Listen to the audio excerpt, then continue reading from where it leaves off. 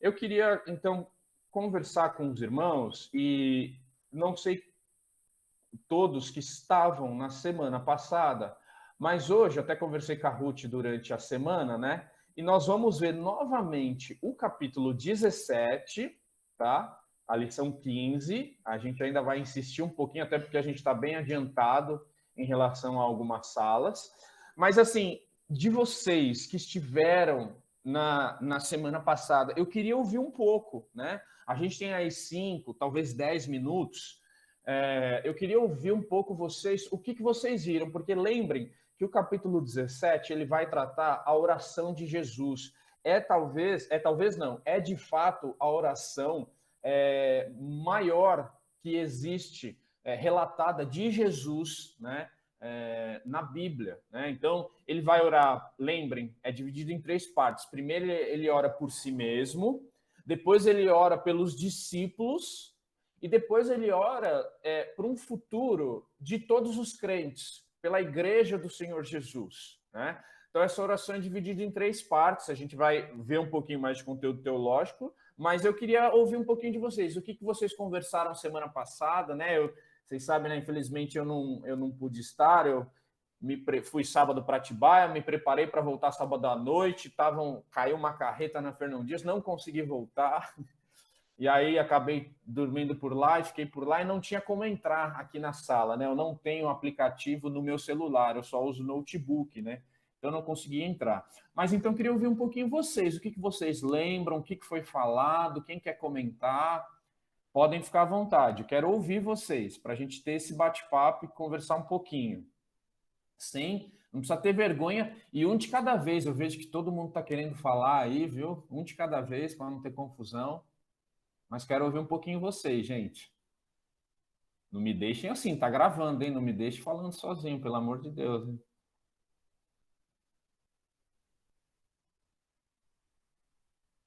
Meu Deus. A Ruth, eu vou falar para a Ruth. Ruth, ninguém lembrou de nada, viu? Renan, Fala isso.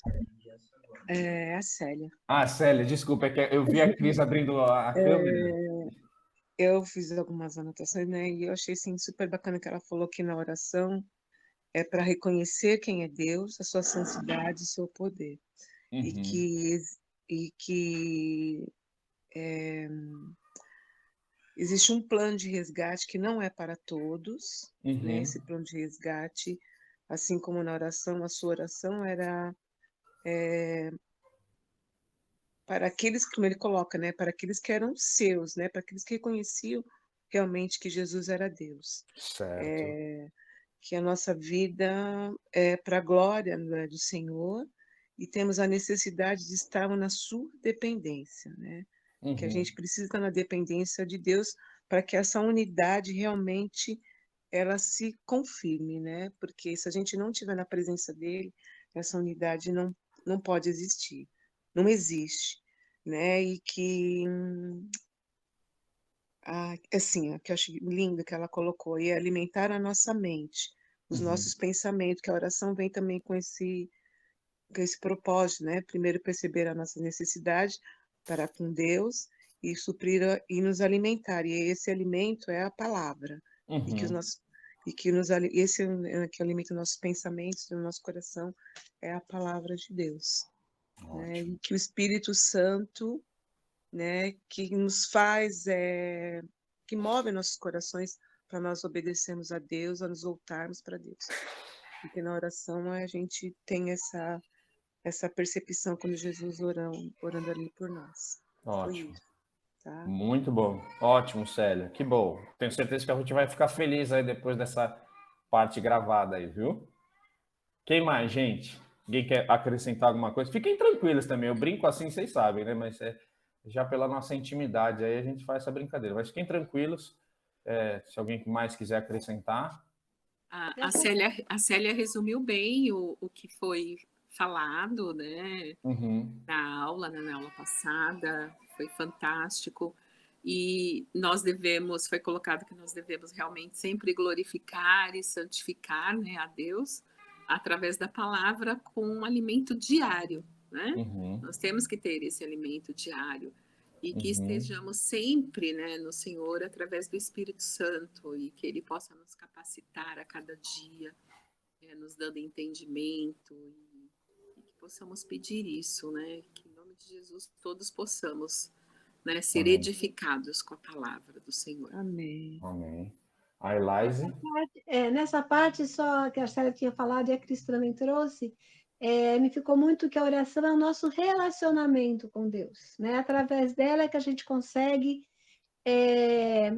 estar ouvindo, se aquietando, ouvindo, não só falando, reconhecendo essa dependência e esperando essa resposta de Deus, dizendo o que a gente quer dizer, né? Então, esse relacionamento, essa conversa nossa que nos ajuda a caminhar sempre. Perfeito. Ótimo, irmãos. Ótimo, legal. É isso aí. É bacana a gente construir junto o pensamento e a gente vai fazendo essas perguntas para que a gente possa interagir. E porque quando a gente interage, quando a gente fala, isso fica, às vezes vai gravando cada vez mais na nossa mente, também no nosso coração, né? Então isso é importante e que bom que os irmãos então pegaram essas coisas. Lembrem, então, eu vou aqui agora compartilhar, vou compartilhar agora os slides, né, para a gente aí entrar em umas questões um pouco mais teológicas do texto, né, do Evangelho de João, e vamos conversando. Deixa eu abrir aqui os slides, né? E aí hoje, então, aí a gente encerra, tá bom? 3 aulas já de um capítulo, né? Mas hoje aí, se tudo der certo, a gente encerra esse capítulo 17, tá? Vocês, deixa eu só fazer aqui para ficar um pouquinho maior aí para vocês verem. Vocês já estão vendo minha tela? Só me deem um sim, porque aí eu não lembrem que eu não vejo mais vocês. Sim. Ótimo.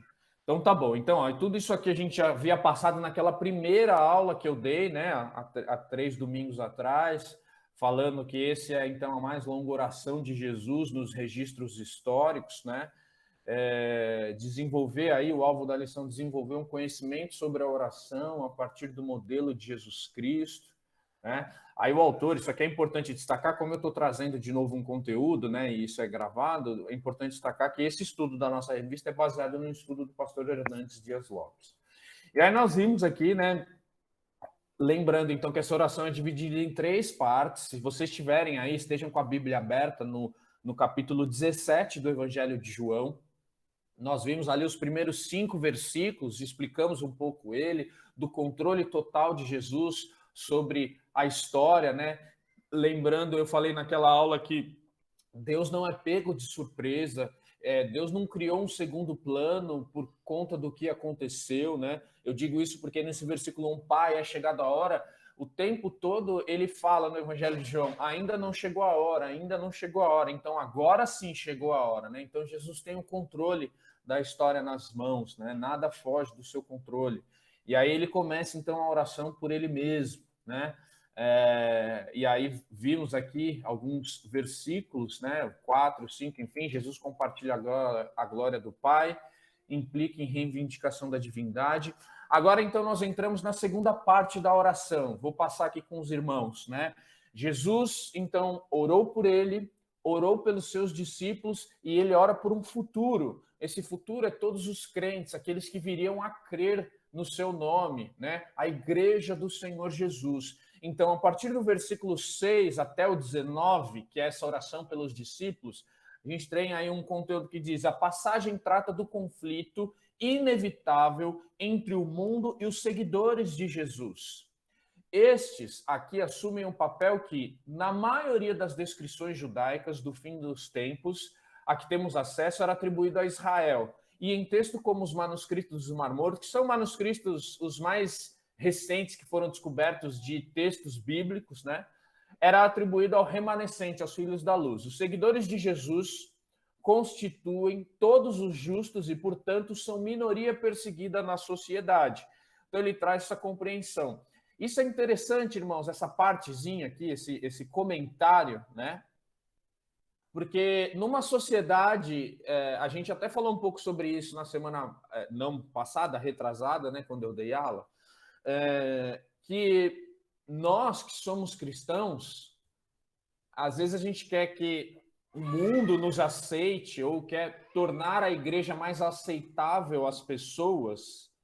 Só que a verdade é que a igreja e a Bíblia Sagrada, ela expõe ao mundo o pecado. E as pessoas não querem ter isso exposto. Ela traz luz, ela mostra o que está de errado. Então é por isso que, geralmente, a igreja ela é perseguida naquilo que ela acredita, né? E quando ela prega a palavra de uma forma correta, muitas vezes ela vai ser perseguida. Recentemente, não sei se vocês lembram, não sei se a gente chegou a mandar alguma coisa ali no grupo da nossa escola bíblica, né? Do nosso grupo.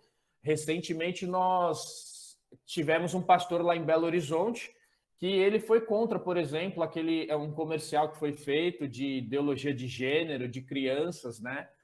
E aí ele fala que na escola, né, no qual eles têm uma escola, um colégio batista, mantido por essa igreja, também uma igreja batista, ele fala, não, menino é menino, menina é menina, etc., né? E foi perseguido por isso, teve que prestar depoimento, mas graças a Deus não avançou em cima disso, mas isso é só um indício, é o começo, né? A verdade é essa, a igreja, ela vai ser perseguida, né? Ela é perseguida por aquilo que ela prega. Então, nesse sentido, ele traz esse comentário dizendo que aqueles que seguem Jesus Cristo, por aquilo que acreditam, e cada vez mais nesse mundo em que nós vivemos, a gente vai sofrer perseguição se a gente viver um cristianismo autêntico, né? Então entra essa oração de Jesus pelos seus discípulos. E nessa oração de Jesus, do versículo 6 ao 19 do capítulo 17, a primeira coisa, então, que nós vemos são 3 aspectos que asseguram a nossa salvação em Cristo. Isso é importante, irmãos. Isso nos conforta, isso nos dá paz. A segurança da nossa salvação. Alguém que prega que o crente perde a salvação, em geral, não compreendeu a Escritura como um todo. Às vezes pega um versículo aqui, um versículo ali, aquilo que a gente fala o tempo todo, né? E tira um texto fora do seu contexto e às vezes entende de uma forma equivocada a salvação, porque a salvação, né, aquilo que Cristo fez por nós na cruz, é uma ação divina, é um ato de Deus. Então, eu não mereço, né? O que eu tenho que fazer a partir do momento que eu sou salvo é desenvolver a minha salvação, né? E Cristo nos cobra disso, nós somos ensinados disso na Escritura. Mas o cristão, ele não perde a salvação. Por quê? Porque a salvação vem de Deus, né? E a santificação, a justificação vem de Deus. É o Espírito que vai nos convencendo que nós temos que glorificar ao Senhor, porque a nossa inclinação totalmente ruim, né? Vai sempre haver essa luta, né? E Paulo fala muito disso em Romanos 7, Romanos 8, mas sempre vai haver essa luta interna dentro de nós, mas o Espírito, ele vai nos cuidando de nós e nos santificando. Então é ele que sela a nossa salvação, é aquilo que nós vemos também em Efésios, né? Mas enfim, esses 3 aspectos aqui que asseguram a nossa salvação. O primeiro deles é a eleição divina. Nós vemos isso no versículo 6 e 8, que diz assim: eu revelei teu nome àqueles que do mundo me deste. Eles eram teus, tu os deste a mim, e eles têm obedecido a tua palavra. Agora eles sabem que tudo que me deste vem de ti. Então, o que nós vemos nesses 2 versículos? A partir do texto, podemos observar que a eleição se caracteriza por 3 aspectos. 1, aceitam a palavra de Cristo, porque eu lhes tenho transmitido as palavras que me deste e eles a receberam. 2, obedecem a palavra de Cristo, eles têm guardado a tua palavra. E 3, creem que Jesus veio de Deus e é de Deus. Eles reconhecem que todas as coisas que me tens dado provêm de ti. Então, aqueles que olham para Cristo, veem que Jesus é Deus, lembrem disso, porque Jesus é Deus. Tem muito cristão que ainda não entende exatamente que Jesus é Deus, né? A gente vem batendo nisso também o tempo todo no Evangelho de João. Mas existe aqui, ó, esse trecho, eu revelei teu nome àqueles que do mundo me deste. Então, Deus deu para Cristo. Deus deu um povo para Cristo salvar e ele fez isso através da cruz, né? O segundo aspecto, então, o cuidado de Jesus. A intercessão de Jesus, esse segundo aspecto que garante a nossa salvação, né? A intercessão de Jesus se caracteriza também por 3 pedidos a respeito dos crentes. Pela proteção divina, Pai Santo, guarda-os em teu nome. Então, aqueles que, um versículo atrás do outro, tá, irmãos? Por isso que não dá para tirar trecho ou versículo fora do seu contexto. Então, por exemplo, quando nós lemos o versículo 11, né, tudo remete ao que ele fala antes, ao versículo 10, ao versículo 9, ao 8, ao 7, ao 6. Então, ele está dizendo assim, olha, para esses que o Senhor me deu e que aceitaram a sua palavra e que te reconhecem através da minha vida, Jesus está dizendo, guarda-os. Guardas em quem? No teu santo nome. Eu não peço que você tire eles do mundo, mas que guarde-os do mal. Então, nós estamos no mundo, isso faz parte do plano de Deus, né? Mas Deus, ele está nos guardando, nos preservando, apesar de tudo que nós passamos. Ele está guardando aquilo que é mais importante nas nossas vidas, que é a nossa salvação, né? Então, nós temos essa garantia. Então, nós passamos por tudo que o mundo passa. Eu quero dizer, por tudo que as pessoas que não creem no Senhor Jesus como nós cremos passam. Dificuldades, enfermidades, falta de emprego, eventualmente falta de recurso financeiro, né? Situações familiares, angústias, ansiedades e etc. Tudo isso nós passamos também. Só que, irmãos, nós temos a nossa salvação garantida. Colossenses vai dizer que o que nós temos que, a partir do momento que nós somos salvos, o que nós temos que prestar atenção e o que nós temos que focar os nossos esforços é conhecer as coisas que vêm do alto. Ele quer dizer buscar a sabedoria de Deus, né? Enquanto nós estamos nesse mundo tão complexo, cheio de dificuldades, que nós possamos nos concentrar na esperança que nós temos no Senhor. Por quê? Porque é isso que a Bíblia fala, e Deus aqui então está dizendo que Ele vai nos preservar, Ele vai nos guardar no nome dEle, apesar daquilo que nós passarmos, né? Então, proteção divina, Jesus ora por isso. Jesus ora também pela unidade do corpo, para que eles sejam um, assim como nós somos um, né? Ou seja, nós somos um com Cristo. Se nós somos um com Cristo, é aquela figura, irmãos, da noiva e do noivo, onde Jesus é o noivo e a noiva é a sua igreja. Então, não existe divórcio nesse casamento. Isso é maravilhoso, porque isso quer dizer, então, que Jesus nos guarda, ele nos preserva, não é? Também a plenitude de alegria. Então, apesar das dificuldades, apesar das situações adversas que nós vivemos, Jesus orou para que nós tenhamos alegria. Muitas vezes, irmãos, nosso coração não é tomado pela alegria porque nós estamos focando em coisas que são do mundo. Eu quero isso, eu quero aquilo, se eu tiver isso eu vou ser mais feliz, se eu conquistar aquilo vai ser mais legal, né? Mas aquele que tem a segurança da salvação, ele consegue viver tranquilo, com paz no coração e mais satisfeito, porque ele sabe que esse mundo vai passar. E o que importa é essa salvação que Jesus está nos garantindo. Então, assim como Jesus ora por nós e pelos discípulos, no caso, ora para que eles tenham a minha alegria completa, apesar de tudo, apesar das perseguições que eles iam sofrer. Lembrem-se que ele está aqui ainda orando pelos seus discípulos em específico, mas que isso se estende a todos nós. E o terceiro aspecto, ainda que uma parte aqui do cuidado de Jesus, né, explicando um pouquinho do versículo 15, que vai dizer assim: tudo que pertence ao Pai é meu. Por isso eu disse que o Espírito receberá do que é meu e tornará conhecido a vocês. Deixa eu ver aqui. É isso mesmo, né? Não, desculpa, eu li o capítulo 16. Deixa eu ler aqui o versículo 15 do capítulo 17. Não rogo que os tires do mundo, mas que os proteja do maligno. Então, olha só.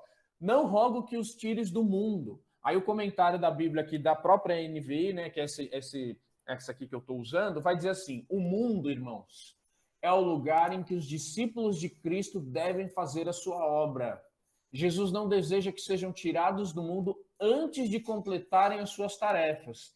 E esse termo que ele usa no versículo 15, que os proteja do maligno, né? O maligno, então, especialmente é esse poder atuante no mundo, conforme 1 João 5,19, né? Sendo por isso indispensável essa proteção divina. Então, Deus sabe que existe um sistema que está nesse mundo e que governa todo esse mundo de uma forma para que a gente perca o foco de Jesus, né? O sistema, então, que o maligno governa, ele é um sistema que tenta fazer com que eu e você se desvie do caminho, né? Esse caminho que é o Senhor Jesus. Mas Jesus está aqui orando por nós. Não rogo que os tires do mundo. Não é esse o objetivo. A gente tem que completar aqui nessa terra a nossa obra, aquilo que Jesus veio nos chamar. Interessante que a gente está vendo sobre comunhão, né? E o pastor, alguns domingos atrás, pregou sobre a nossa vocação de ser discípulo de Jesus e aquilo que nós temos que fazer por ser discípulo de Jesus. E Jesus, então, aqui ele está orando assim, dizendo, não tire-os do mundo, mas proteja-os do mal, né? Então, Deus sabe que existe esse sistema e ele ora para que nós sejamos protegidos disso, né? E preservados, assim, a nossa salvação. Então, 3 aspectos. O primeiro que eu vi aqui, a eleição divina, o cuidado de Jesus, ou seja, pela proteção por nós, e a nossa santificação. Então, nós temos ali o versículo em sequência, o versículo 17, ainda dentro dessa segunda parte da oração. Santifica-os na verdade, a tua palavra é a verdade. Então, a palavra de Deus nas Escrituras era a verdade. Isso a gente vê lá em Salmos 119, 142, 160. Se Deus havia santificado o seu povo, o povo de Israel, o tinha separado das nações ao dar-lhes a lei, né? Foi assim que Deus separou o povo de Israel de outros povos, dando eles a lei, aquilo que eles deveriam fazer para glorificar o nome do Senhor. Então, a palavra de Deus é aquilo que nos mostra o que está errado, para que nós possamos nos corrigir em relação a isso e viver de uma forma que glorifique ao Senhor. Então, através da palavra e da nossa leitura da palavra, nós vamos nos santificando no nome do Senhor. Quanto mais, então, aqui o texto, né, o comentário diz, a palavra de Deus nas Escrituras era a verdade. Se Deus havia santificado o seu povo, ou o tinha separado das nações ao dar-lhe a lei, quanto mais não estariam separados os seguidores de Jesus por causa da sua vinda como a palavra encarnada. Então, Jesus agora é a palavra encarnada.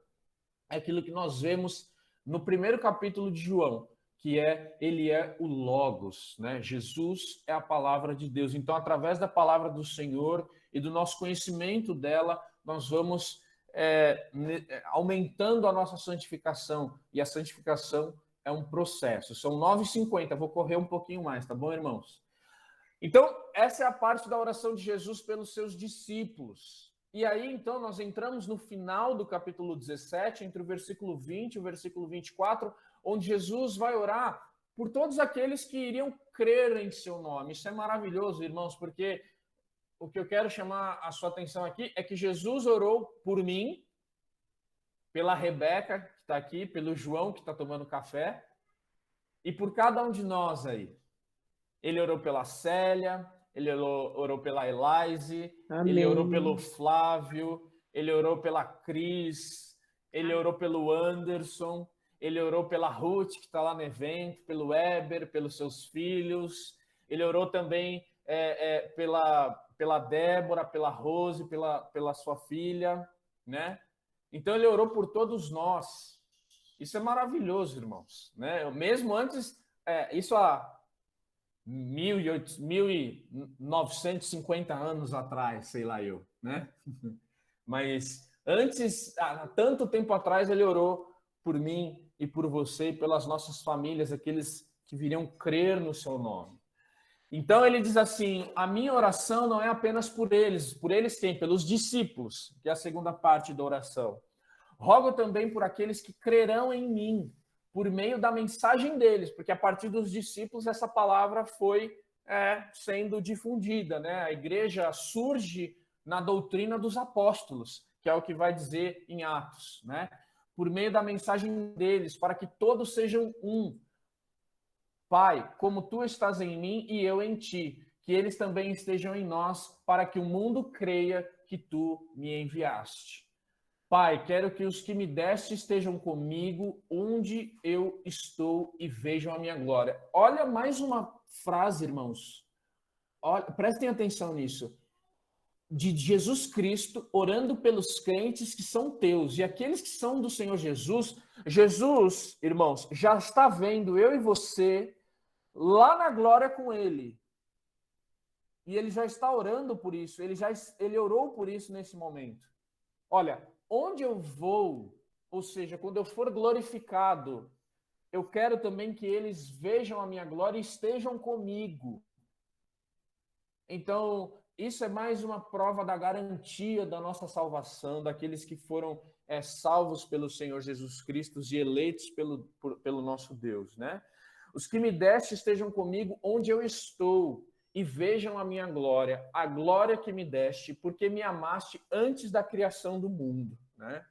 Então, isso é muito bonito.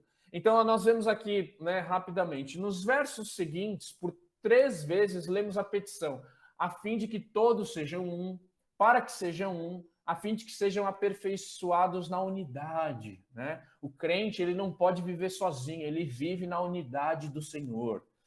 A unidade pelo qual Jesus orou se trata da participação dos crentes no corpo de Cristo. Mas o que poderia fazer com que nós também fôssemos unidos? Segundo o próprio João, somente pelo Espírito Santo, que está lá em 1 João 4,13. Então, é o Espírito Santo de Deus hoje que traz essa unidade na igreja. Lembra então que Jesus ascende aos céus e ele fala, olha, eu preciso ir para que eu vos deixe o Consolador, que são os temas que nós vimos nos capítulos anteriores. Então, hoje, a igreja do Senhor, através do Espírito Santo, mantém essa unidade, né, do corpo de Cristo. Versículo 24, que diz assim, Pai, quero que os que me deste estejam comigo onde eu estou e vejam a minha glória, a glória que me deste porque me amaste antes da criação do mundo. Ele sempre desfrutou da presença do Pai e do Espírito em perfeita unidade, mas agora ele orou para que nós também pudéssemos ter essa glória plena. Os discípulos já haviam experimentado um pouco dessa glória em Cristo, e agora ele ora por nós, além dos discípulos, nós, através do Espírito Santo. Chegarei o dia em que desfrutariam de algo que não cabia na mente deles, assim também como ocorrerá conosco no futuro. A gente ainda não compreende isso, mas isso vai acontecer. E caminhando aí então já para o final, né? Então a conclusão de tudo isso, os versos 25 e 26 são a conclusão da oração e também desse estudo, né? Aí ele fala aqui, né, essa conclusão da revista, leia e reflita sobre a maneira que Jesus sintetizou nessas curtas palavras tudo o que disse anteriormente e faça o autoexame do seu modelo pessoal de oração. Então ele diz assim no versículo 25 e 26, né? Tem aí projetado, mas eu vou ler aqui nessa versão. Pai justo, embora o mundo não te conheça, eu te conheço, e estes sabem que me enviaste. Eu os fiz conhecer o teu nome e continuarei a fazê-lo, a fim de que o amor que tens por mim estejam neles e eu neles esteja. Então, assim nós encerramos. Deixa eu parar aqui de compartilhar. E deixa eu ver vocês. Assim, então, nós encerramos esse capítulo 17, vendo como Jesus orou por ele, né? Vemos aquilo que a gente chamou de doxologia, um termo, né? Onde a gente vê a exaltação de Jesus, do nosso Deus, né? Vemos Jesus, então, orando pelos seus discípulos, e depois nós vemos, então, Jesus orando por todos os crentes, né? Nos garantindo aí a salvação, né? Nos dando essa esperança de que um dia nós estaremos com Ele em glória, com os nossos corpos glorificados, é aquilo que vai falar a palavra, sem toda essa dor, todo esse peso, todas as marcas que a vida nos deixa, essa vida física. Um dia nossos corpos serão glorificados estaremos junto com o Senhor, vivendo só glorificando o seu nome, experimentando dessa paz que infelizmente a gente ainda não entende e não tem ela na sua plenitude nessa esfera, mas nós temos aquilo que Deus nos deixou através da sua palavra, né? E teria muito mais coisa para dizer sobre esse capítulo 17. Capítulo 17 vai mostrar também alguns dos atributos de Deus, né? Ele vai dizer, por exemplo, no versículo 11, ele vai dizer assim, Jesus orando, Pai Santo, né? Então demonstrando a santidade de Deus, a seriedade que isso representa. Ele vai dizer também no versículo 25, Pai justo, né? Jesus dizendo Pai justo, né? Então também mostrando que Deus é um Deus de justiça, né? E voltando a dizer sobre aquilo que eu disse, que nada foge do controle do Senhor, um dia todas essas injustiças que nós vemos vai acabar, né? Nosso Deus vai entrar com a sua justiça, né? E vai fazer aquilo que ele tem que fazer de acordo com a sua palavra. Mas é isso, irmãos. Então, sobre o capítulo 17, encerramos aí até um pouquinho antes do horário. Eu não sei se alguém quer comentar alguma coisa, quer dizer alguma coisa, se ficou com alguma dúvida, ou então nós podemos orar ao Senhor também, mas se alguém quiser comentar alguma coisa, fique à vontade. Sim, não, talvez, tudo certo. Então tá bom, irmãos. Era isso, né? Acho que deu para... Renan, Oi, oi, Rose. eu queria comentar assim, né, que essa atitude de Jesus, esse cuidado, nós queremos ser imitadores de Cristo hoje. A gente tem que ser, né? A cada dia mais ser mais parecido com Cristo. Mas assim, quando que um de nós hoje ia lembrar de orar para o seu irmão indo para a morte? Uhum. Né? Às vezes a gente ora só por nós mesmos, né? Só por nós, exatamente. E ainda sabendo que você ia para a morte, como que você ia lembrar das pessoas que iam ficar? Não ia lembrar, você ia lembrar dele mesmo. Ia pedir a Deus por ele e pronto. Então, essa atitude assim, de Jesus é algo muito bonito mesmo, né? A gente... Muito legal, Rose, tua consideração, porque é exatamente isso. No momento de dificuldade, de aperto, a gente só lembra de nós, a gente quer se livrar daquilo, né? E o início da nossa lição, a gente vai ver que fazer da oração de Jesus o seu modelo de oração, né? Então, Jesus, em primeiro lugar, exalta o Senhor Deus e basicamente ora pelo próximo, porque ele ora pelos seus discípulos e depois ora pela sua igreja e pelos crentes, né? Então, muitas vezes na nossa oração, ela só é ocupada com as nossas petições, com os nossos pedidos, com o nosso eu, né? Existe espaço sim para isso, né? Mas como você bem disse, Rose, nós temos sempre que orar pelo próximo, né?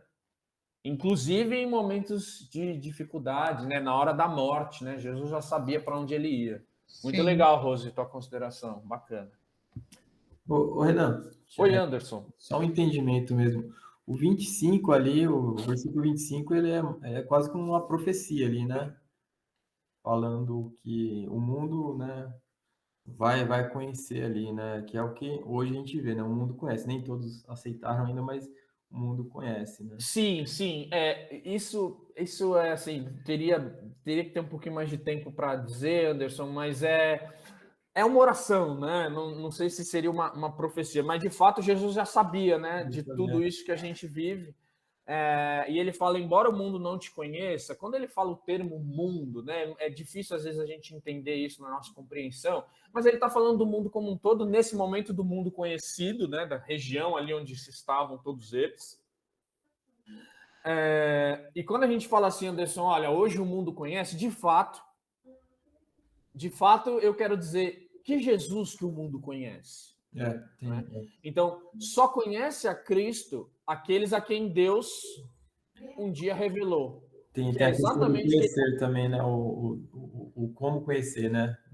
Exatamente. Então, é aquilo que ele fala, inclusive, no versículo 17. Olha, aqueles em que o Senhor Deus me deu, eu fiz o Senhor ser conhecido. E eles te reconheceram em mim.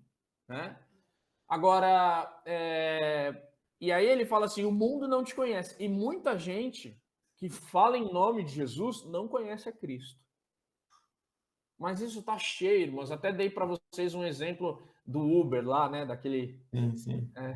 Quando eu peguei o Uber lá e o rapaz estava comentando o que ele pensava sobre Cristo, né? E façam eventualmente testes, né? Com pessoas que vocês conhecem, quem é Jesus, né? Quem é Deus para você, né?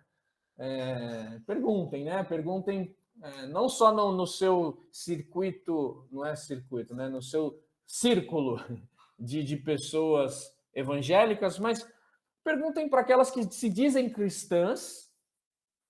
Fala assim, quem que é Jesus? O que ele fez? O que ele te garante? Né? Para que ele serve? Né? Se a gente pode usar até um termo pejorativo, peço desculpas, mas para que Jesus serve para você? Né?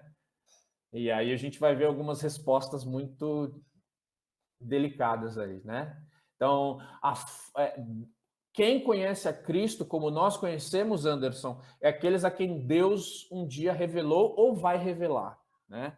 E é por isso, então, que nós temos que orar pelo próximo e orar pelo próximo, para que ainda muitos venham a conhecê-lo como nós conhecemos, né? Que é através da sua palavra. Tá bom? Ótimo, obrigado. Imagina. Quem mais? Alguma coisa?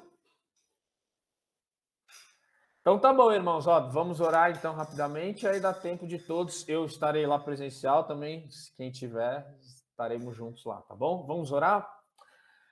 Santo Deus poderoso e aquele que governa todas as coisas e conhece todas as coisas, ó Deus, muito obrigado, ó Pai, porque um dia o teu filho, ó Deus, Senhor Jesus, teu filho que é o nosso Senhor, orou por cada um de nós que estamos aqui, ó Deus, e um dia também a sua graça, ó Deus, nos alcançou sem a gente merecer, apesar do nosso pecado, apesar da nossa inclinação para fazer aquilo que não agrada ao Senhor. Um dia o Senhor abriu os nossos olhos, ó Deus, e agora o Senhor nos permite te conhecer a cada dia um pouco mais, ó Pai. Tem misericórdia das nossas vidas, nos ajude a sermos cristãos melhores e que testemunham do Senhor e que através das nossas vidas, ó Deus, as pessoas possam te conhecer também, ó Pai. Obrigado, ó Deus, por esse entendimento, por esse estudo, Senhor. E peço também ao Senhor, ó Deus, pela Ruth, ó Deus, que nesse momento está trabalhando, que o Senhor continue cuidando dela, abençoando, sustentando, ó Deus, e trazendo novos negócios, ó Deus, para que ela também possa ter, junto com o Heber, ó Deus, o seu sustento das suas filhas, ó Pai. Abençoe cada um de nós que estamos aqui, esteja conosco no decorrer desse dia, no decorrer dessa semana, ó Deus, e que logo mais também possamos estar juntos, seja presencialmente ou online, em comunhão com o Senhor, em comunhão com os nossos irmãos, ó Pai. Obrigado por tudo, é isso que eu te peço, te agradeço em nome de Jesus, amém. Amém, irmãos, bom dia a todos, tenham um ótimo domingo e até a próxima, boa semana. Bom dia. Bom Obrigada, dia. Renan. Obrigada. Obrigado, Renan. Deus Tchau. abençoe. Tchau, tchau. Deus abençoe. Tchau. Obrigada, Renan. Tchau. Bom domingo a todos. Bom domingo para a todos. vocês.